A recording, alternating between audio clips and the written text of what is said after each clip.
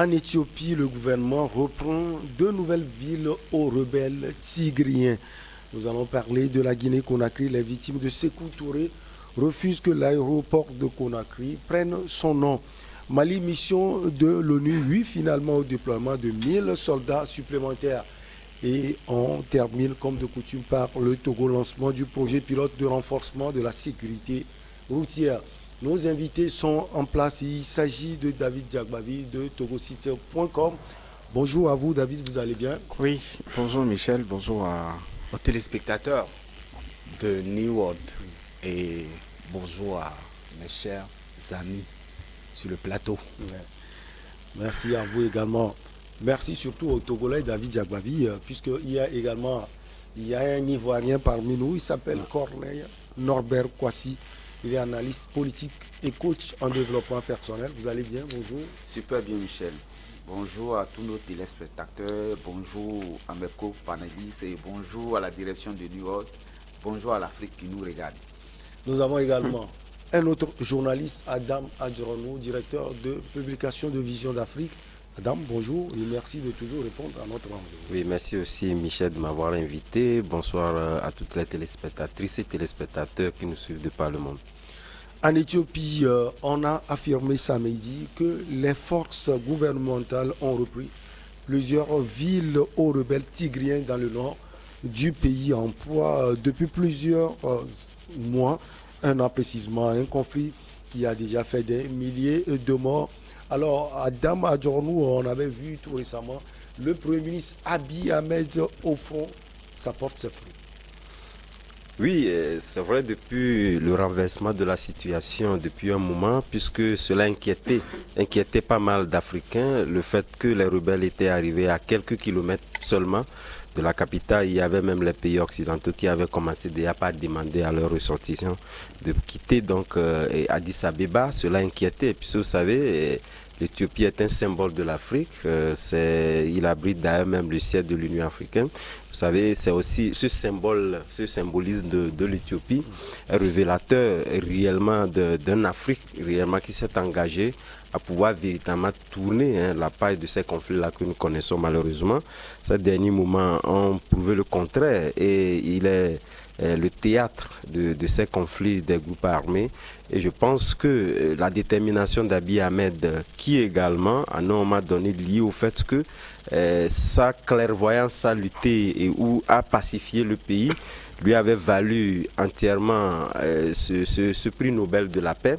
Et je pense que qui était aussi remis en cause parce que, étant donné que ces rebelles-là s'approchaient de la capitale, on se posait la question de savoir si ce qu'il avait hérité venant donc de ce prix Nobel-là devait toujours être d'actualité à partir du moment où c'est lui également qui a été allé susciter, disons, cette crise-là, puisqu'à un moment donné, les rebelles étaient tranquilles en un coin, mais à partir du moment où vous dirigez un pays et que vous savez pertinemment que ce pays-là, vous côtoyez avec les rebelles, cela inquiète et il va de la responsabilité de chaque dirigeant de pouvoir prendre les mesures nécessaires pour réellement arriver à maintenir le pays entier. C'est ce qui a conduit, en fait, vu la capacité de son armement, pouvoir dire que voilà, qui pouvait donc déloger ces rebelles-là, mais c'est sans compter véritablement donc avec la puissance également de ces pays occidentaux également, qui essaient de pouvoir porter main forte en ce qui concerne donc l'armement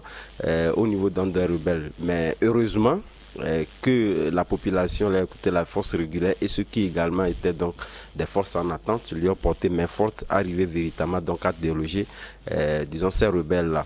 Mais ce qu'il faut dire, nous l'avons vu, puisque ces villes-là, c'était cette ville qui sont reprises ces derniers temps des mains des rebelles, mais également une ville symbole qu'il a repris, c'est ça réellement donc, qui fait aujourd'hui la force. Mais il faudrait dire que je pense que la capacité de ces rebelles-là n'est pas totalement éteinte, étant donné qu'ils n'ont pas encore dit leur dernier mot. Vous allez constater que ce vieux symbole dont je parlais était d'abord repris dans des mains de ces rebelles qui sont encore revenus.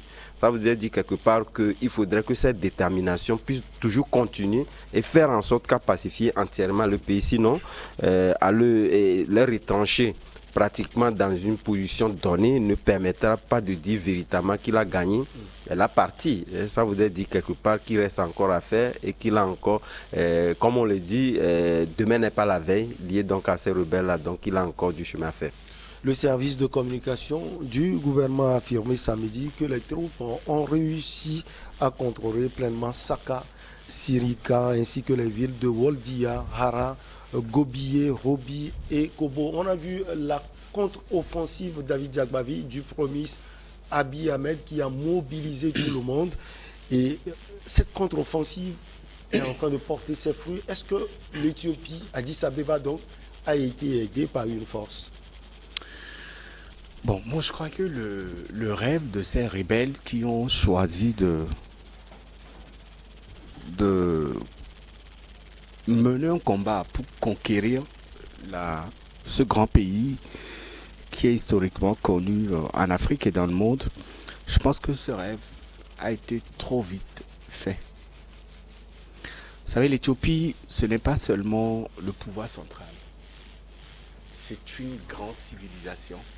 C'est un pays qui a tellement de références historiques que depuis très longtemps, ce pays se savait dans l'orbite de ces rebelles tigréens qui, un beau matin, ont décidé de prendre des armes et d'aller à la conquête de la capitale. Parce qu'ils ont des racines, ils ont fait 30 ans. C'est l'une des plus vieilles rébellions aussi dans cette région de l'Afrique, il faut le rappeler. Maintenant, est-ce qu'aujourd'hui, à l'heure où ce pays, ce grand pays, à l'étape, au niveau où ce grand pays est arrivé aujourd'hui, est-ce que l'Éthiopie pourra facilement basculer parce que des rebelles ont pris des armes pour venir conquérir la capitale? Non.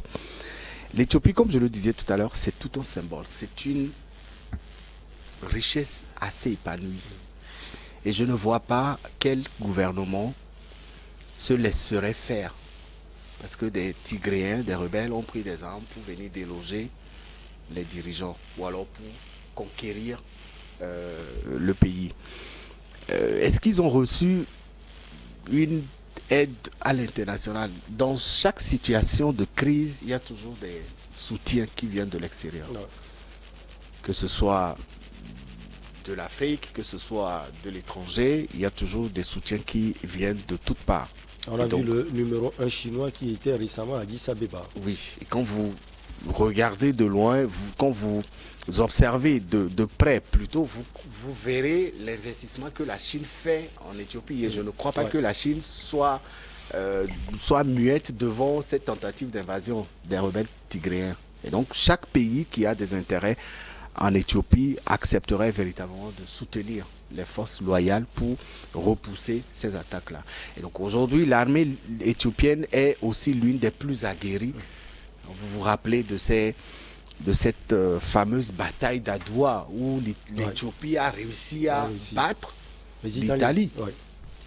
Et donc il y a ces références-là qui existent aujourd'hui et ces rebelles ont trop fait de rêver ou de porter leurs rêves à réalisation. La preuve, vous avez vu le retrait, les contre-offensives, vous avez vu le Premier ministre éthiopien qui a changé de costume, qui a enlevé son costume de prix Nobel de la paix pour se vêtir de celle du commandant en chef et il est monté au front et il y a eu des résultats. Et donc, c'est des motivations qui appellent véritablement à s'unir autour de l'armée de ce pays pour justement faire front afin que ce pays qui est connu de par son développement épanoui, vous arrivez à Addis Abeba aujourd'hui, vous vous rendez compte que ce pays a quelque chose qui attire vraiment.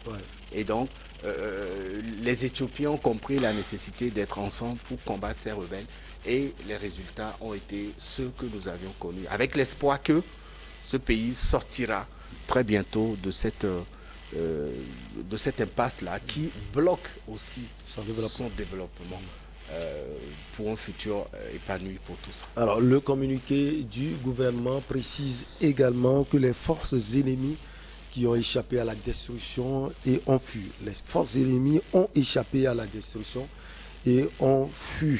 Alors, Corneille Kwasi, selon vous, qu'est-ce qui a milité en faveur de l'armée éthiopienne? Au fait, ce qui a milité en faveur de l'armée éthiopienne, il faut saluer quand même l'opposition éthiopienne. Et puis saluer le peuple éthiopien qui a compris qu'il faut aider l'exécutif à bouter hors d'état de nuit ces bandits armés qui sont soutenus la plupart du temps par des Occidentaux, qui ont pour support que la condescendance et le mépris des peuples. C'est ce que David disait tout à l'heure. Quand vous arrivez à Addis, vous croirez en Europe. C'est un pôle économique vraiment enrichissant. Et le Premier ministre voulait faire d'Addis le plus grand pôle économique de l'Afrique. Et lieu que nos commerçants partent par exemple à Dubaï ou bien en Arabie Saoudite pour aller faire le commerce, ils ont préféré faire cela chez eux, c'est-à-dire en Éthiopie. La preuve déjà, on a la meilleure compagnie aérienne qui rivalise avec les grandes compagnies européennes et comment on appelle américaine, qui est Ethiopian Airlines. Je ne fais pas de publicité, mais c'est une très grande compagnie aérienne que tout le monde connaît. On dit que dans le textile également, c'est un pays on ne peut plus avancer. Oui, un pays un peu plus avancé. Mais vous voyez, quand un pays doit se développer, que ce soit en Afrique, que ce soit au Moyen-Orient, tant que vous quittez le giron européen, le giron occidental, et que vous voulez vous prendre en charge, ils vont toujours créer des situations pour arrêter votre développement. Vous voyez, le Premier ministre a bien compris d'aller sur le terrain des opérations pour chasser ces grands bandits. Parce que leur plan, c'est quoi? C'est de couper le pays en deux. Et quand ils coupent le pays en deux, la plupart des villes qu'ils ont prises, c'est des villes commerçantes. C'est des villes commerçantes. Donc, ça allait créer un problème à l'économie éthiopienne. Donc, il ne fallait pas négocier avec ces rebelles. Il ne fallait pas que ces rebelles fassent asseoir leur base. Selon vous, c'est ce qui explique presque le silence de la communauté internationale. C'est vrai qu'elle a fait des communiqués autres, mais il n'y a pas de réaction concrète. Non, il ne peut pas avoir de réaction concrète parce que Israël soutient l'Éthiopie. Parce que le plus grand barrage hydroélectrique qui sert Israël et l'Égypte se trouve en Éthiopie.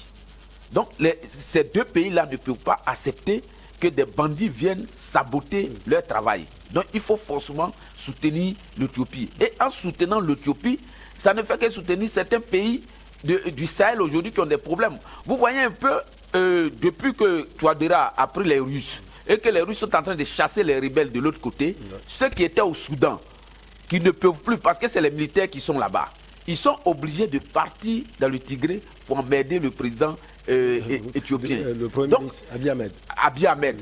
Aujourd'hui, il y a certains dirigeants africains qui ont compris qu'on ne peut pas laisser un seul pays se débattre. Ils vont se débattre d'une manière ou d'une autre en les aidant, mais de manière officieuse. Parce qu'ils ont peur du grand qui a toujours une épée de Damoclès sur les têtes. Ouais. Allez, on marque une petite pause. On revient pour la suite avec nos invités David Diagbavi, Adam Adjorou et Corneille Norbert Kwasi.